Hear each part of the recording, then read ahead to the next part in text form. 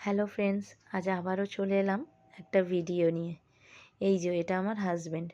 আমরা চলে গেছিলাম আমার বান্ধবীর রেজিস্ট্রির অনুষ্ঠানে। ওকে তো সাজিয়ে গুছিয়ে রেডি করে দিয়ে গেছিলো। তারপরে ও আবার ওর শাশুড়ি মাকে একটু রেডি করাচ্ছিল। তারপরে চলে গেলাম আমরা মেন অনুষ্ঠানের জায়গায়।